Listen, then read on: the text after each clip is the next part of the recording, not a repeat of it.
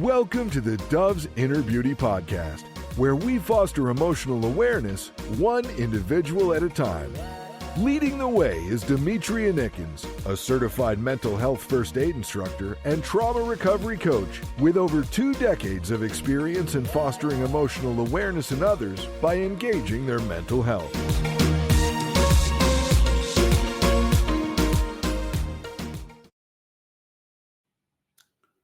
Demetria Nickens helps us to understand why self-compassion isn't just being nice to yourself. It's a powerful tool in trauma recovery. How does practicing self-compassion support healing, and how can someone start to develop it? Welcome back, everyone. This is Garfield Bowen, co-host / producer, back in the studio with Demetria Nickens. Demetria, how's it going?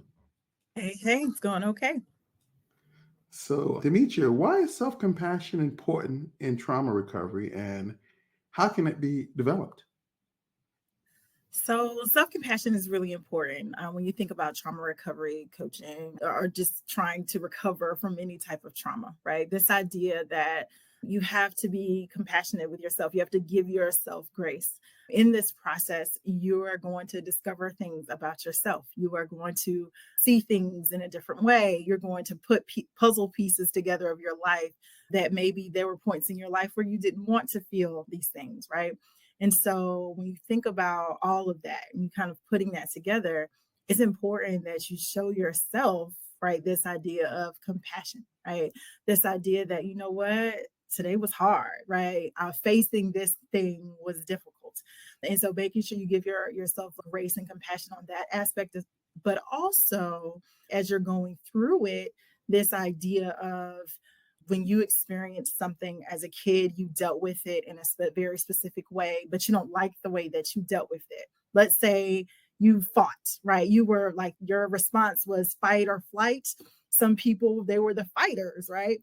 And so, maybe you feel away because you were the fighter, right? Something happened, you were activated, and out of fear, you fought.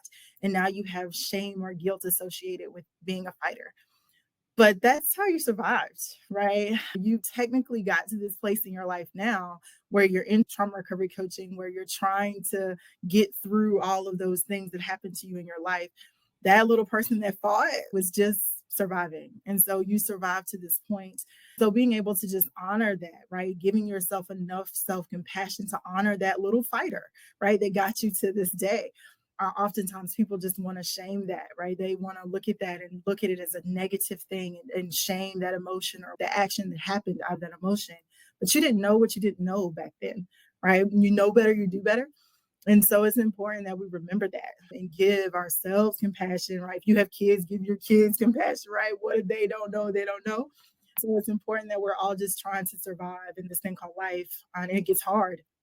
And so in that is important that we don't look at ourselves with all of this shame and all this guilt and we just hold on to it and feel away.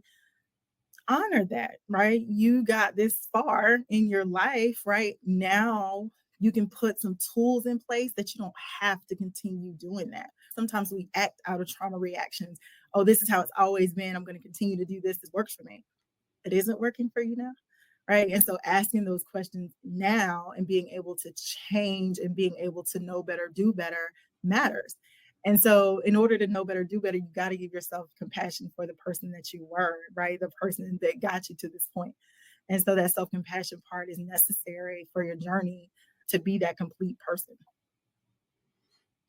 So is there some kind of baby steps we can take to this whole self-compassion thing? Is there like a beginner course for not being hard on yourself?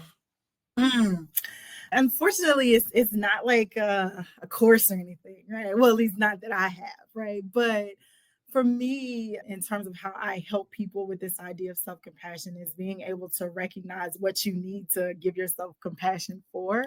People need to inherently know themselves. You need to really get to this part of feeling okay with who you are. And often people don't want to sit with themselves. They'd rather avoid whatever it is that's going on. And so for me, I want to give people a space to feel okay with to sit with themselves, give them space to cry, give them space to be upset, give them space to feel whatever it is they need to feel. One of the things that I say all the time, allow yourself to feel and heal. And so this idea of feeling, right? Giving people space to feel, give yourself space to feel it, whatever it is, feel it, right? And so that's like my baby step, whatever that is, even if it's anger, feel it, right? Recognize what you want to react and do next, but try to stop yourself from the reaction part. Just feel the anger, right? Is it heat? Is it sweat? Is it, what is it? Like what is it that you feel, and allow yourself to feel that, right? Is that tears that come out of that anger? And that's okay too. And being okay with however you feel, right? Acknowledging that you feel this way is just such an important step in getting to this idea of self-compassion. If you don't understand you, then how can you expect somebody else to understand you and then be in a relationship with people, right? You got to understand you and who you are in order to get to the next steps in this life. And definitely for self-compassion, that understanding you part, it's got to come first. So this self-compassion thing, what's normal time of getting through this? And if you don't get through it by then, are you considered abnormal? I don't like to put time frames. I would say absolutely not. I don't like to put time frames on anything, especially when it comes to healing. Often I think people have a huge misconception of healing. People think that, I'm going to go see a therapist 1 or 2, 3 times and I'm healed from whatever thing. Healing is a journey on this thing called life. Healing is not something that you're just going to go see somebody, a coach, a therapist, no matter who it is, and you're just going to be healed and I don't have to worry about this anymore, right? There are things that are going to be quote unquote triggers to you that are going to change how you feel about something, that'll bring back past memories, that are going to impact you. There are going to be things, right? It is how you deal with them moving forward that matters in terms of seeing the change.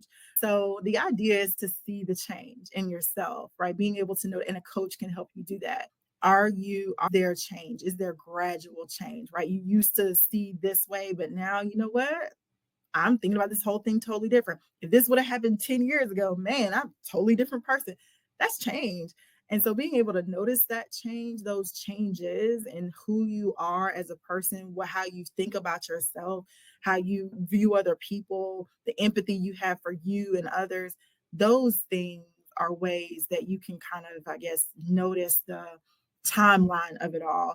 But at the end of the day, it's a journey. There are things that I still struggle with, right? And I coach people through their life, but there are things that I still struggle with too. It's a journey. And we walk this journey together, right?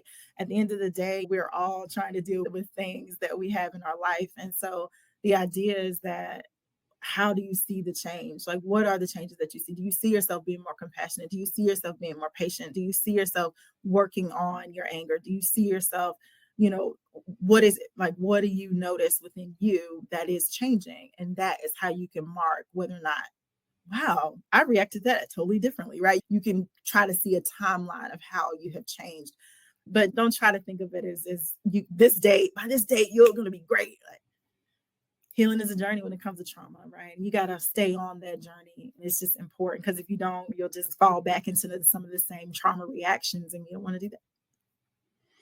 The importance of self-compassion in trauma recovery. Love it. Demetria, you have a wonderful rest of the day. We'll see you in the next episode. Thank you.